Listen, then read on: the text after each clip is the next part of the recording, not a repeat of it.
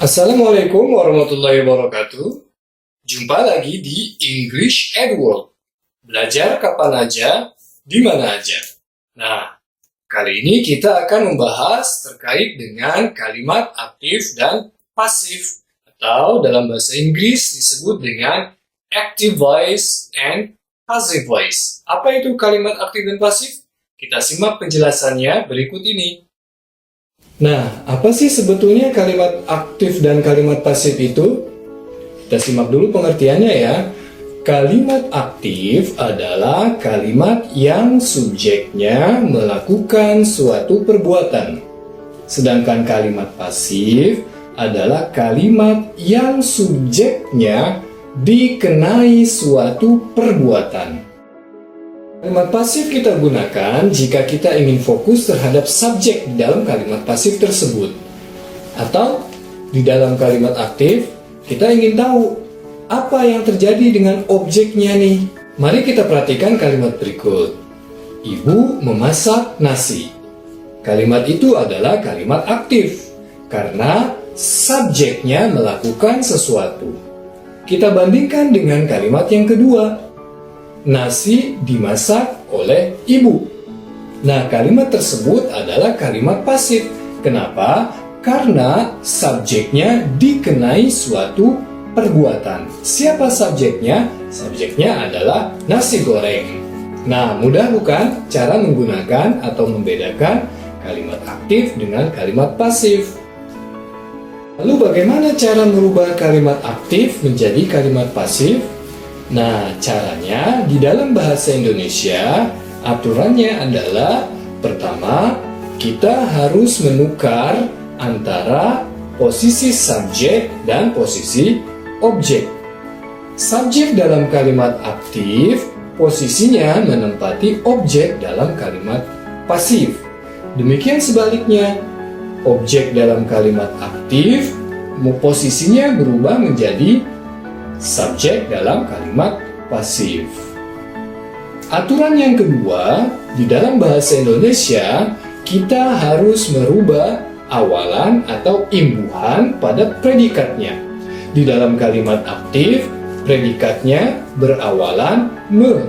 Sedangkan di dalam kalimat pasif, predikatnya harus berawalan di. Seperti contoh yang tadi, ibu memasak nasi. Predikatnya berawalan me, maka itu adalah kalimat aktif. Sedangkan nasi dimasak oleh ibu, predikatnya berawalan di, maka kalimat tersebut sudah pasti merupakan kalimat pasif. Tapi bagaimana dengan bahasa Inggris? Apakah aturannya sama? Sedangkan di dalam bahasa Inggris tidak ada awalan me dan tidak ada awalan di. Simak lebih lanjut ya. Kita perhatikan kedua kalimat berikut ya. Kalimat yang pertama, Mary helps John. Kalimat yang kedua, John is helped by Mary. Perhatikan kedua kalimat tersebut. Analisa, ketahui apa yang terjadi dalam perubahan di kalimat tersebut.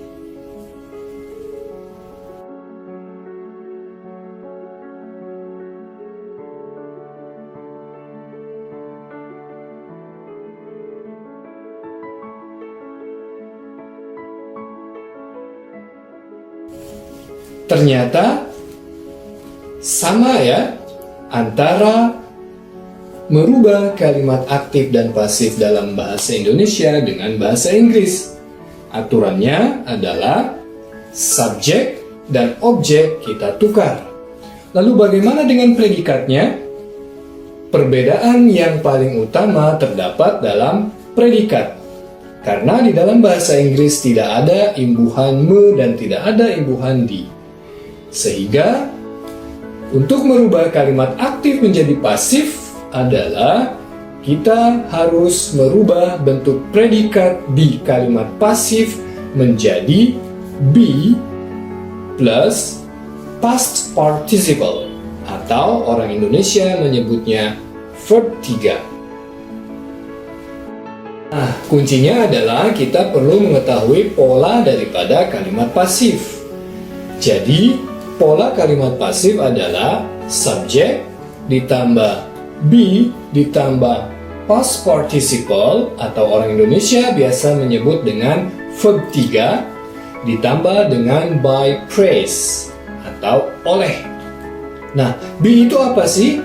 Be itu adalah kata bantu yang fungsinya menjelaskan tentang sesuatu yang terjadi atau sesuatu yang tetap terjadi. Atau dalam bahasa lain kita biasa menyebutnya dengan to be atau auxiliary verbs. Bagaimana bentuknya?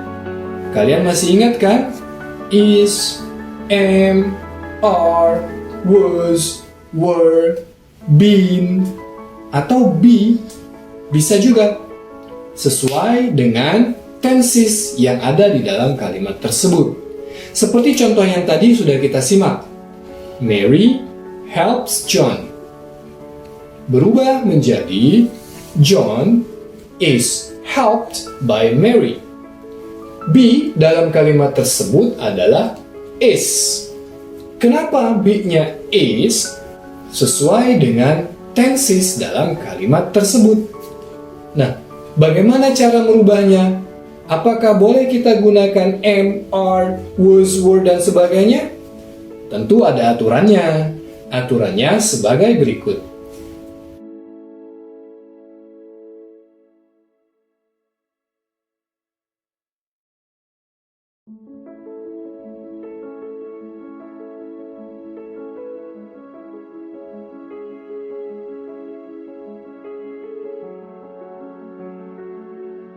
Yang perlu diingat dan diperhatikan adalah di dalam kalimat pasif kita tidak harus selalu meletakkan by phrase.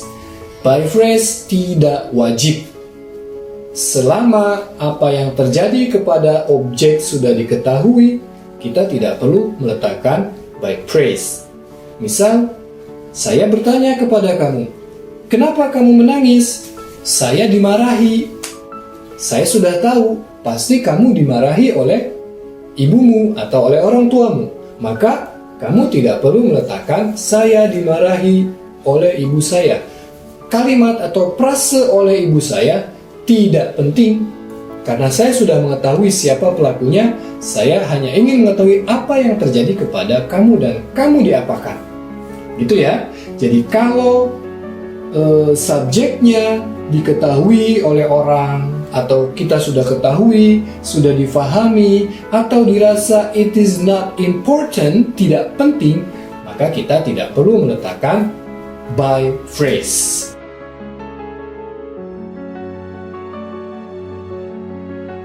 Nah, demikian penjelasan seputar active voice dan passive voice. Tapi penjelasan ini masih belum detail ya. Di kesempatan yang akan datang, kita akan jelaskan kembali terkait dengan passive voice yang lebih rinci dan lebih detail. Bagaimana jika di dalam kalimat pasif itu terdapat kata kerja intransitif? Apakah harus selalu menggunakan by phrase?